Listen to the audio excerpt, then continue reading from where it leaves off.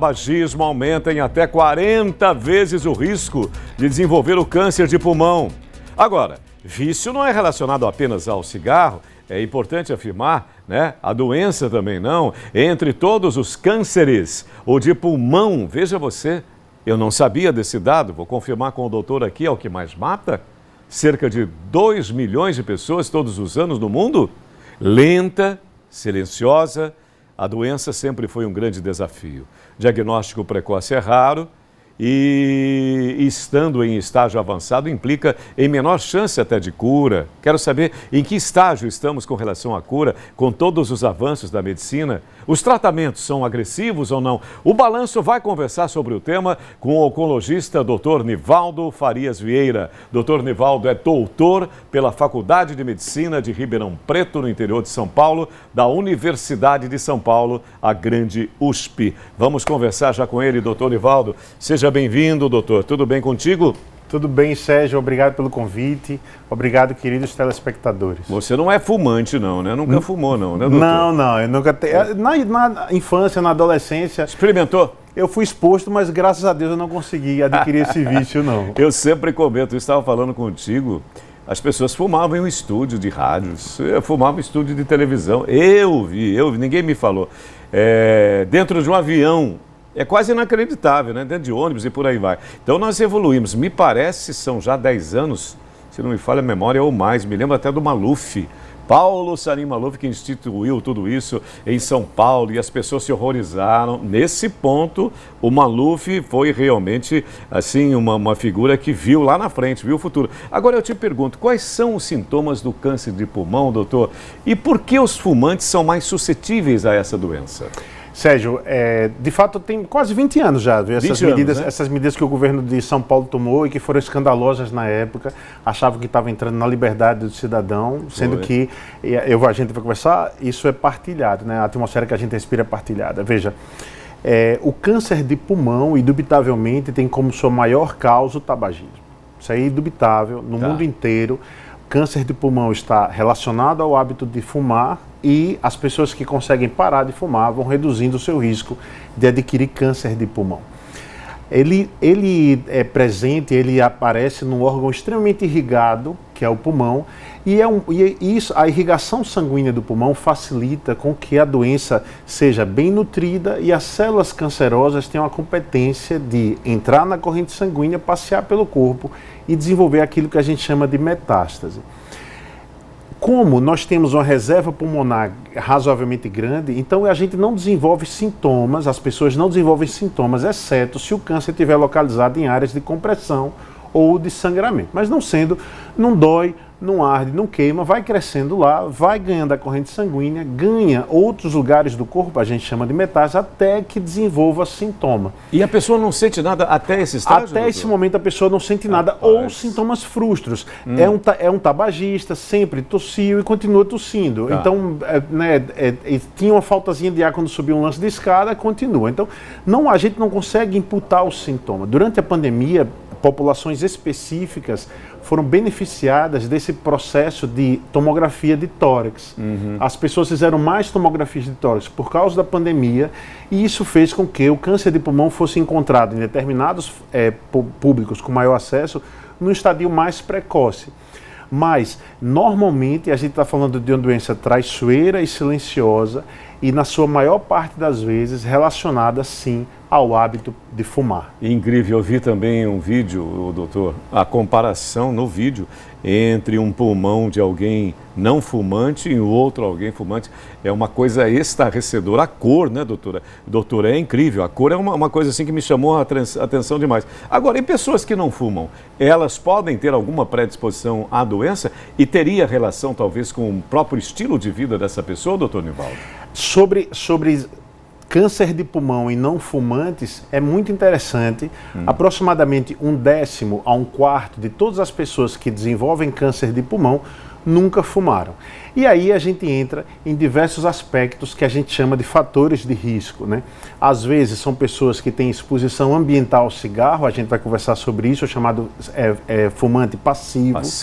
Às vezes são pessoas que estão expostas a fatores ambientais de poluição, às vezes são pessoas que têm história familiar, ou simplesmente aconteceu ao acaso, elas não têm uma causa definida. Mas a expectativa é que mais ou menos 10 a 25% de todos os casos de câncer de pulmão no mundo são dessas pessoas que não têm ligação ativa com o hábito de fumar. No meu caso, inclusive, a minha primeira mulher era uma chaminé. Fumava 2 pacotes de cigarro, assim, 2 maços de cigarro, aliás, consumia um pacote de cigarro em uma semana. Então eu seria o fumante passivo e eu te pergunto, inclusive, o que define esse fumante, o chamado fumante de terceira mão? Sobre o fumante passivo, eu tenho notícias que não são muito boas. Tem pesquisa que mostra que entre 50% e 75% de todas as pessoas que nunca fumaram tem resquícios dos elementos do cigarro na própria urina. Significa que a extensa maioria das pessoas do mundo estão sim fumando de forma passiva. No seu caso, é convivência íntima com a pessoa de hábito tabágico pesado. Então você, durante aquele período, fumou bastante e quando é convivência no ambiente fechado, a expectativa é que a cada 3 a 5 cigarros que alguém acenda, você fume um também.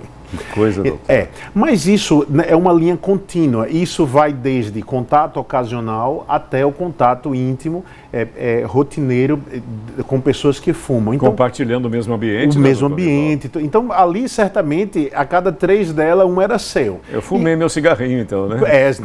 Inteiramente. Mas a definição é somente a pessoa que tem contato com alguém em hábito tabágico. E é por isso que, como essa é uma definição muito larga e como é encontrado comumente na urina das pessoas que nunca fumaram resíduos das substâncias presentes no cigarro, estamos quase todos fumando de alguma forma com aqueles contatos, mesmo fortuitos.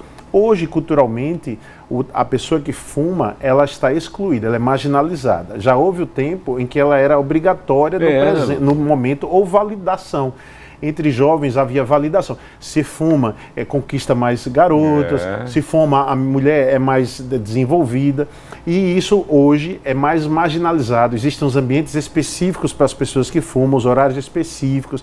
O olhar da sociedade já é um olhar mais limitador, assim, não é um olhar tão de validação. Não é mais o superpoderoso, o herói Marlboro lá, do cowboy do Velho Oeste, não. Venha para o mundo. Venha para o mundo Marlboro, lá, um atleta, não sei o que. Já hoje em dia, médicos que fumavam dentro do consultório médico. Dentro do consultório, doutor? Isso. Tudo isso, essa fase, a humanidade inteira, como um geral, já passou por essa fase. O cigarro já é um vilão, já é enxergado como vilão. E isso é bom, isso, na minha opinião, é um avanço cultural da humanidade. Uma coisa que eu observo quando eu saio aqui do Paraíso e vou lá para São Paulo, eu percebo os meus olhos lacrimejam, eu sinto alguma coriza e eu tenho uma tosse seca em São Paulo. Eu observo pelo impacto, né? O choque é muito grande. A poluição, ela também atua no desenvolvimento dessa doença, doutor Nivaldo? Tem 2 trabalhos, basicamente, um chinês e um japonês, que falam exatamente isso que você está dizendo.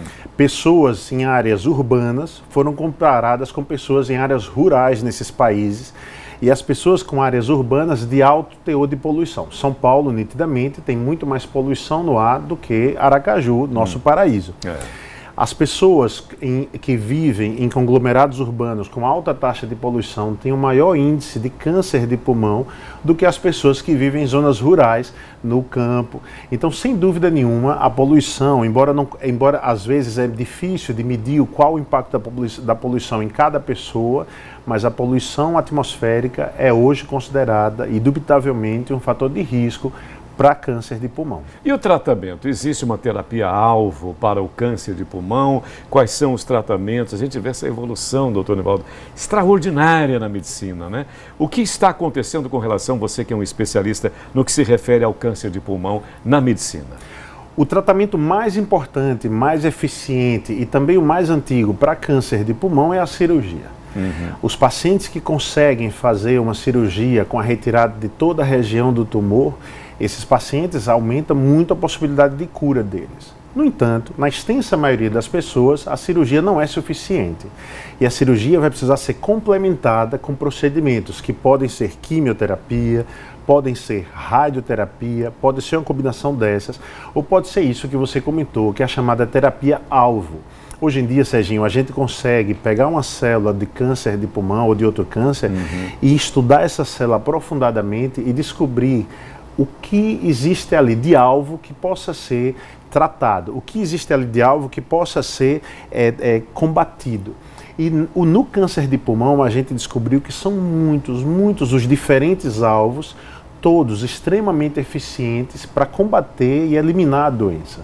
Então, não cabe aqui a gente falar os nomes um por um, são detalhes técnicos, mas o que eu posso garantir para você é que nos últimos 15, 20 anos a gente evoluiu de uma doença que a gente navegava quase no escuro, quase tateando, e hoje a gente tem uma lucidez muito maior em saber o nome e o sobrenome do câncer de pulmão, em saber se existem combustíveis específicos para aquela célula e a gente tem como cortar esse, eu vou chamar de combustível específico que está alimentando aquela célula.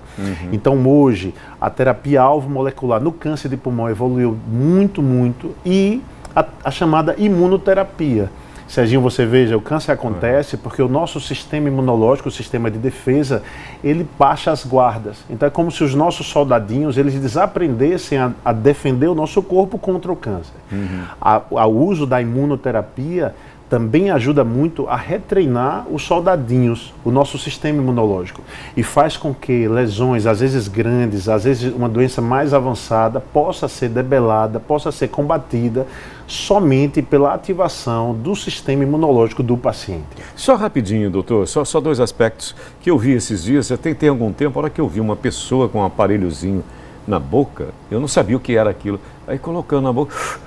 Aí saiu uma fumacinha, sério que eu olhei assim, falei, mas depois eu vim a saber, né, depois de um tempo, que negócio será que é esse? Aí a pessoa ia para fora e fazia um negócio e tal, aí descobri que era o tal do cigarrinho eletrônico, né? Aí eu assisti também a uma boa reunião, uma importante reunião da Anvisa, todos na Anvisa ali, recriminando, condenando totalmente. Eu te pergunto, como é que é isso? Me parece pior que o próprio cigarro. E só para a gente fechar, quais são seriam as atitudes como prevenção no que se refere ao câncer de pulmão? O cigarro eletrônico ele foi criado na tentativa das pessoas pararem de ter combustão no cigarro habitual e fazerem um desmame através da inalação de nicotina somente. Então, foi criado para o bem, uma coisa boa, bacana. Só que o que é que acontece? Primeiro, não existe produto de nicotina saudável. Não existe produto de nicotina seguro. E segundo, foram identificadas diversas lesões pulmonares nos usuários desse e-cigarette, vape, o nome que você quiser dar, esse bafinho eletrônico aí.